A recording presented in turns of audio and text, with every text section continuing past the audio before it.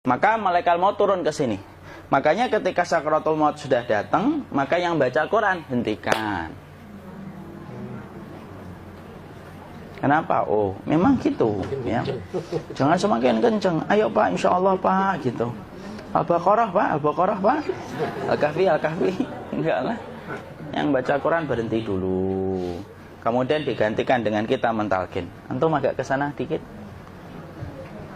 Masya Allah ya. Orang yang meninggalnya kooperatif ini.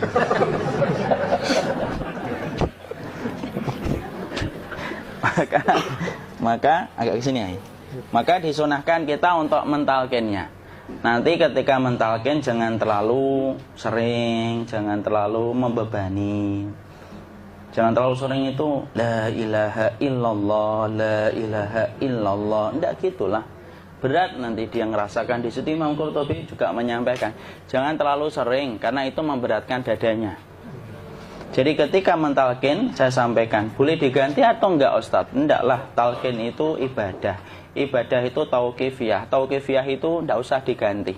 Karena Rasulullah mengatakan, lakinu ala mautakum la ilaha illallah. Talkin orang yang meninggal di antara kalian dengan la ilaha illallah. Enggak usah diganti Allah Ustadz yang lebih singkat, lebih pendek. Enggak usah. Subhanallah Ustadz, enggak usah. Kenapa? Karena talqin sudah ditetapkan ucapannya oleh Nabi, begitulah kita mencontohnya. Jadi tidak usah diganti. Cara mentalqin, jadi kalau keadaan sudah tenang, tolong kalau sudah sakaratul maut jangan ditinggalkan. Karena sesungguhnya pertempuran setan itu pada detik-detik kematian semacam ini. Dan betul-betul berusaha untuk menjadikan dia murtad. Nanti makanya di situ di buku nanti dibahas kan, pertempuran setan itu sampai detik-detik orang mau mati itu sudah ayo kufur, murtad aja tuh, kamu sakit kan? Nah, itu kayak gitu. Makanya jangan ditinggal. Capek gitu kok nggak meninggal gitu ya. Udah gantian mas. Dan jangan kemudian meninggalkannya. Mangkat dulu gitu. Enggak lah, janganlah. Terus ditampingi terus. Kalau bisa ya sudahlah, berikan waktunya kita untuk sementara waktu itu betul-betul berkhidmah kepada orang yang kita cintai terakhir kalinya. Cara kita kemudian mentalkin adalah, yaitu adalah di sebelah kanannya la ilaha illallah.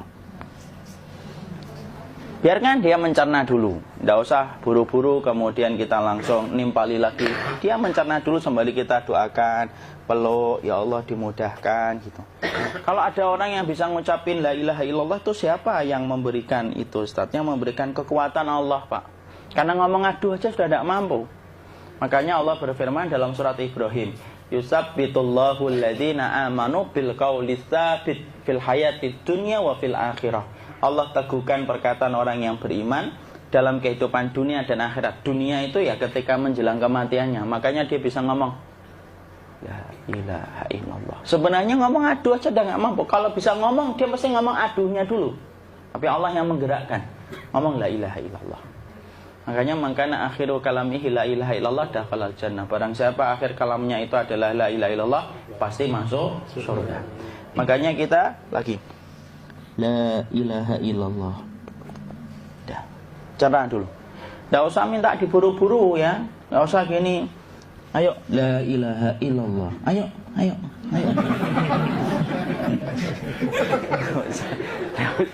Enggak usah gitu. Ya, biarkan dia pelan-pelan gitu. Ayo tapak, ya Allah capek saya Pak. Enggak usah gitu. Dia ucapkan la ilaha illallah. Kemudian dia mencerna. Lalu kalau dia sudah mengatakan, antum katakan la ilaha illallah.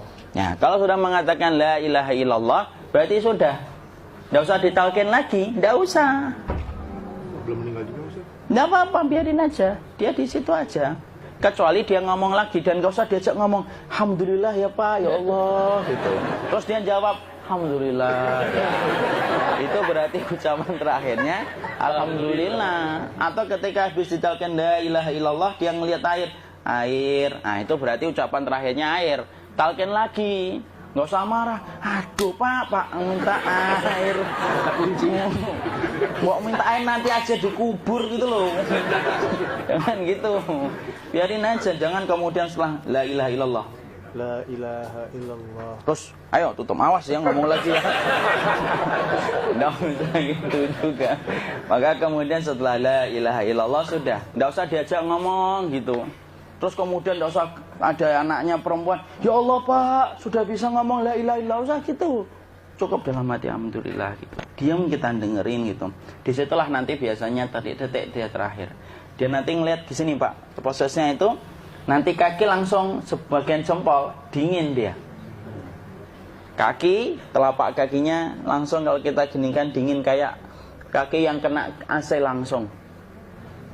Kemudian dia langsung ningkup gini, dikit dia, mulai kaku dia. Atau kalau enggak, gini dia. Langsung kayak jatuh, kayak kepala nanti yang paling terakhir. Kepala itu pasti ada gerakannya Pak, ini meninggal itu. Pasti gitu. Pasti gitu.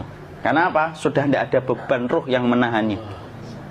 Ya, cabut ya, set pelan, maka kemudian malaikat itu. Tapi tetap sakit lah, walaupun dikatakan ringan, tetap sakit. Maka kemudian sakit gitu, ngelewatin sini, jantung kemudian sudah tidak berfungsi, kemudian ginjal Pak, ngelewatin ginjal tidak berfungsi.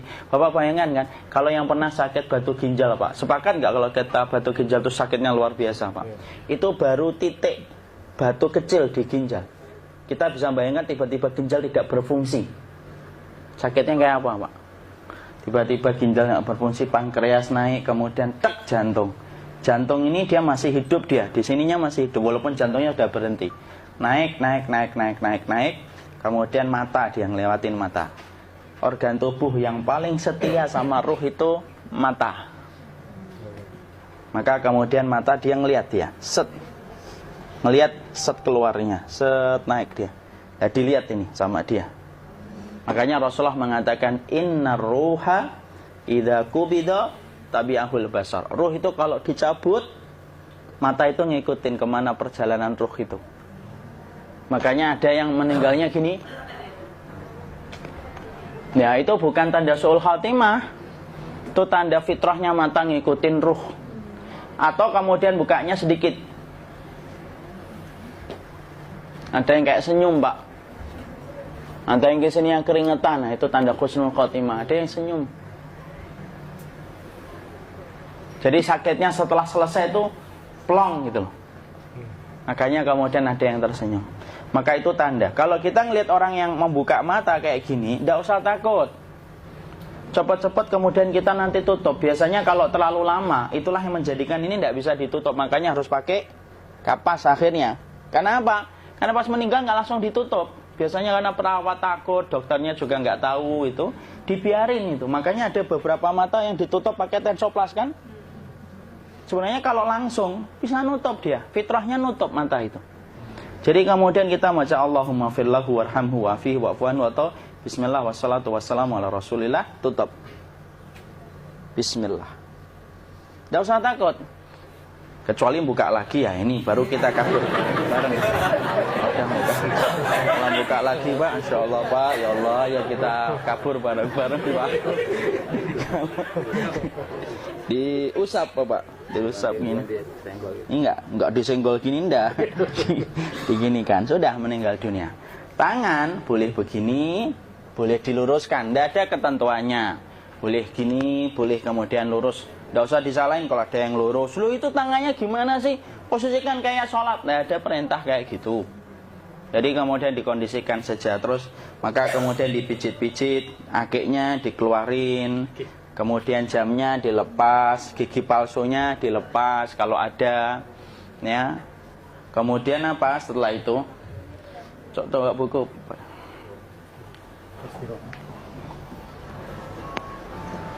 Kemudian kalau bisa awal-awal, kemudian taruh buku atau sesuatu yang agak berat di perutnya ketika baru meninggal dunia.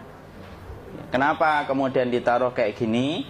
Bukan apa-apa, supaya membantu sisa-sisa pencernaan dia untuk keluar. Nanti Pak, biasanya kalau kita taruh agak yang berat gini, atau kemudian kita gini-gini kan, ini udah makan belum Maki? Udah makan belum makan kok udah gede ya? Maka pencet-pencet kayak gini biasanya nanti ketika dimandikan, nah pas dimandikan diginikan saja. Aduh. Nah ini dia sudah keluar di belakang, dia gini. Terus nanti keluar dia. Nah ini keluar langsung di belakangnya. Dan memperlakukan orang kalau sudah meninggal dunia itu yang lembut gitu. Kenapa? Inna kasra admil mayyiti kakasri admil hayyi. Mematahkan tulangnya ketika orang sudah meninggal dunia itu lebih dia rasakan sakit ketika mati daripada ketika masih hidup. Tuh Islam itu sampai sama orang mukmin itu kalau sudah meninggal aja sampai selembut itu. Kok hidup kasar itu kebangetan dia jadi orang itu. Mau sampai orang mati itu kemudian disuruh yang lembut, kalau ada aib disuruh nutup, tidak boleh diceritain. Misalkan di belakangnya beliau ini ada tompel, gagah-gagah tompelnya gede gitu, tidak boleh cerita. Masya Allah loh, sampai segitunya sunnah itu ngajarin kita untuk nutup aib. Kalau ada orang belajar sunnah sukanya buka aib, nyari-nyari kesalahan orang, sunnah yang mana dia pelajari itu saya bingung. Makanya kemudian gini, setelah selesai maka kemudian tutup dengan kain. Maaf ya akhi ya. Nanti kalau nggak kuat napas ngomong ya. Maka ditutup kayak gini, ditempatkan kemudian jangan di tanah tapi di atas dipan. Karena apa? Syekh Abu Malik Kamal Said Salim dalam Sahih Fikih Sunnah menyampaikan supaya tidak cepat busuk. Dia taruh di atas. Kemudian ditutup pakai kain apa saja. Ya, sembari nanti kita mempersiapkan tempat mandinya, tempat kafannya dan yang lain sebagainya. Maka kemudian kalau ada yang datang boleh dibuka. Kemudian kita mencium ininya apa? Kemudian keningnya. Kemudian kita berdoa, nutup lagi kayak Rasulullah ditutup, kemudian yang datang terakhir itu salah satunya Abu Bakar. Dibuka kemudian beliau, ya Allah ya Rasulullah, engkau adalah orang yang percaya hidup dan matimu, dan tidak mungkin Allah itu mematikan engkau 2 kali ya Rasulullah. Maka kemudian ditutup kembali. Saat itu para sahabat dalam keadaan mendung semuanya. Maka disitulah kita lakukan kayak gini. Ditutup gini Ustaz ya. Kasihan tidak bisa nafas, insya Allah tidak butuh nafas lagi. Jadi kemudian kita semacam ini kita persiapkan apa yang bisa kita lakukan. Nah itulah proses kematian dari sakit sakaratul maut sampai kematian.